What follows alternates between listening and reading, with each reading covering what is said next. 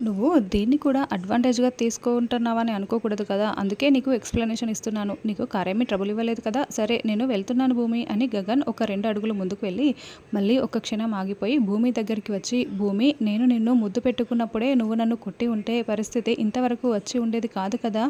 భూమి మళ్ళీ మనం ఎదురుపడి ఇలా మాట్లాడుకునే సందర్భం ఇదే ఆఖరిసారి కావచ్చు. ఎందుకంటే నువ్వు ఆ శరశ్చంద్ర కూతురివి కాబోతున్నావు. ఆ శరశ్చంద్ర అన్న, ఆ కుటుంబం అన్నా నాకు ఎప్పటికీ శత్రువులే అని గగన్ కోపంగా చెప్తూ ఉంటాడు.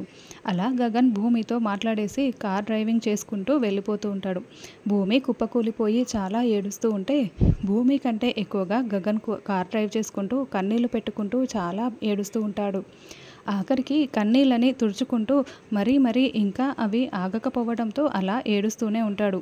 ఏంటి పిన్ని ఈ మధ్య గోరింటాకు పెట్టుకోవడం మానేసినట్టు అపూర్వ అడుగుతూ ఉంటే, నువ్వు ఉన్నావు కదమ్మాయి అందుకే పెట్టుకోవటం మానేశాను. ఎలాగో పెళ్లి చేస్తావు కదా అని గోరింటాకు పిన్ని చెప్తూ ఉంటుంది. సరిపోయింది అని అపూర్వ అంటూ ఉంటుంది. అప్పుడే భూమి కారు వచ్చి ఆగటంతో భూమి కళ్ళు మూసుకొని కారులో అలాగే కూర్చొని బాధపడుతూ ఉంటుంది. మేడం ఇల్లు వచ్చేసింది మేడం అని డ్రైవర్ చెప్పడంతో భూమి చాలా బాధపడుతూ లోపలికి వస్తూ ఉంటే, అపూర్వ భూమికి అడ్డుగా నిలబడి, ఏంటే గుడికి వెళ్ళి వస్తానని చెప్పి ఏడుస్తూ తిరిగి వచ్చావు? గుడిలో దేవుడు తిట్టాడా, లేకుంటే దారిలో గగన్ గాడు ఎదురై తిట్టాడా అని అపూర్వ అంటూ ఉంటుంది. తనే తిట్టి పంపించింది కదమ్మాయి, ఇక వాడెందుకు తిడతాడు అని గోరింటాకు పిన్ని అనడంతో, అయ్యో పిన్ని ఇది కూడా వాడిని ప్రేమిస్తోంది, అందుకే కదా వాడిని ఇంటికి రప్పించి దీన్ని వాడితో పంపించాలని చూశాము. దీని నాన్న దగ్గర బిల్డప్ కోసం ప్రేమించిన వాడిని తిట్టి పంపించేసింది, కానీ దీని మనసెక్కడ ఆగుతుంది? అందుకే కదా పిన్ని క్షమించమని వాడి కాళ్ళు పట్టుకొని బతిలాడడానికి వెళ్ళి ఉంటుంది, అంతే కదా భూమి అని అపూర్వ అంటూ ఉంటుంది.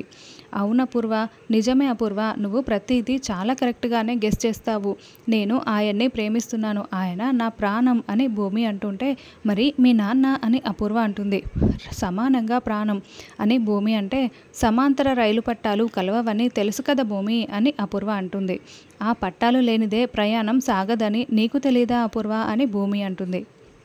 నా ఈ బతుకు తెరువు ప్రయాణంలో నేను గెలిచే తీరుతాను. నాకు గగన్ గారు నాన్న ఇద్దరూ సమానమే. నాకు ఇద్దరూ కావాలి కాబట్టి గగన్ గారిని నేను నాన్నతో కలిపి, నాన్న ఆశీర్వాదంతో నేను గగన్ గారిని పెళ్లి చేసుకుంటాను. మా పెళ్ళికి నువ్వు అటెండ్ అయ్యే అవకాశం లేదు అపూర్వ, ఎందుకంటే నిన్ను అప్పటికే జైల్లో వేయించేస్తాను. పిన్ని నీకు ఆఫ్ ఛాన్సెస్ ఉన్నాయి. అయితే అపూర్వతో జైల్లో ఉంటావు, లేకుంటే మాతో ఉంటావు అని భూమి చెప్తుంటే అపూర్వ కోపంతో రగిలిపోతూ ఉంటే గోరింటాకు పిన్ని టెన్షన్ పడుతూ చూస్తూ ఉంటుంది. ఇది రాసి పెట్టుకో అపూర్వ, ఆ తర్వాత తాపీగా జైల్లో చదువుకుంటూ ఊచలు లెక్క పెట్టుకుందువు అని భూమి అంటే, ఎంత పొగరే నీకు అని అపూర్వ అంటుంటుంది. అప్పుడే ఏం చూసావు, ఒక్కసారి మా నాన్నతో నా దత్తత కార్యక్రమం పూర్తయిపోని పొగరుతో పాటు చుక్కలు కూడా చూపిస్తాను అని భూమి చెప్తూ ఉంటుంది. అపూర్వ మరింత రగిలిపోతూ ఉంటుంది. భూమి అలా ఛాలెంజ్ చేసి వెళ్ళటంతో అపూర్వ షాకింగ్గా చూస్తూ నిలబడిపోతుంది. అదేం మాయ్ దాని ధైర్యం, ఒక్కసారి దాని దత్తత పూర్తయిపోయిందనుకో, దంచుతా మమ్మీ నిన్ను అని భూమి డ్యాన్స్ చేస్తుంది అని గోరింటాకు పిన్ని డ్యాన్స్ చేసి పాట పాడుతూ ఉండడంతో, షటప్ పిన్ని నోరు ముస్తావా అని అపూర్వ విరుచుకుపడిపోతూ ఉంటుంది. ఒక్కసారి దత్తత పూర్తయిపోతే నీ పరిస్థితి ఏంటో ఒకసారి ఆలోచించుకో అమ్మాయి. ఇప్పుడు ఆస్తులు పెద్దవాళ్ళు నుంచి కొడుకులు కూతుర్లకి రాకపోయినా దత్తత తీసుకున్న వాళ్ళకి మాత్రం ఆస్తిలో వాటా ఖచ్చితంగా వచ్చి తీరాల్సిందే అంట. దత్తత పూర్తయిపోయిందా, సమానంగా భూమికి ఆస్తిలో వాటా వస్తుంది. ముందు దత్తత కార్యక్రమం గురించి ఆలోచించు అని నా నోరు తర్వాత మూయిద్దువు అని గోరింటాకు పిన్ని అనడంతో, అవును దత్తత జరగకూడదు అని అపూర్వ అనుకుంటూ ఉంటుంది. భూమి గదిలోకి వచ్చి గగన్ ఇచ్చిన లవ్ కపుల్ గిఫ్ట్ని చూసుకుంటూ, అప్పుడు ఇస్తున్నప్పుడు మాట్లాడిన గగన్ మాటల్ని గుర్తు చేసుకుంటూ ఏడుస్తూ ఉంటుంది. అప్పుడే చరణ్ మువ్వా అంటూ డోర్ దగ్గరికి వస్తూ ఉంటాడు. భూమి కన్నీళ్లను తుడుచుకుంటూ, చెప్పు చెర్రీ అని అడగడంతో, ఏమీ లేదు క్యాజువల్గా మాట్లాడదామని వచ్చాను, లోపలికి రావచ్చా అని అడగడంతో, రా చెర్రీ అని భూమి బాల్కనీలోకి వెళ్తుంది. ఇక గగన్ కూడా బాల్కనీలోకి వచ్చి, గుడికని వెళ్ళావు కదా, దర్శనం బాగా జరిగిందా అని ప్రశ్నిస్తూ ఉంటాడు. అప్పుడు గగన్ని కలవటం, గగన్తో మాట్లాడిన మాటలు భూమి మొత్తం కూడా గుర్తు చేసుకుంటూ, గుడి మూసేశారు, ఏదో మెయింటెనెన్స్ ప్రాబ్లం అంట, అందుకే దర్శనం చేసుకోకుండా వచ్చేసాను అని భూమి అబద్ధం చెప్తూ ఉంటుంది. అయ్యో దగ్గరలో ఉన్న వేరొక గుడికి వెళ్ళి ఉండొచ్చు కదా అని చరణ్ అంటాడు.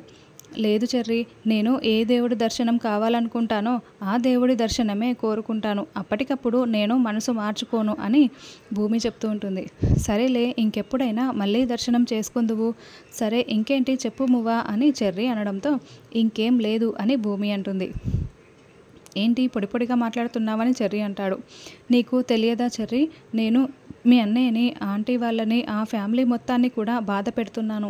అందుకే చాలా గిల్టీగా ఉంది అని భూమి అంటే, ఇట్స్ అన్ఎక్స్పెక్టబుల్ యాక్సిడెంటల్ ఇన్సిడెంట్ మువ్వా. సరేలే, అలాంటి ప్రపోజల్తో వస్తాడని నువ్వు ముందే ఊహించలేదు.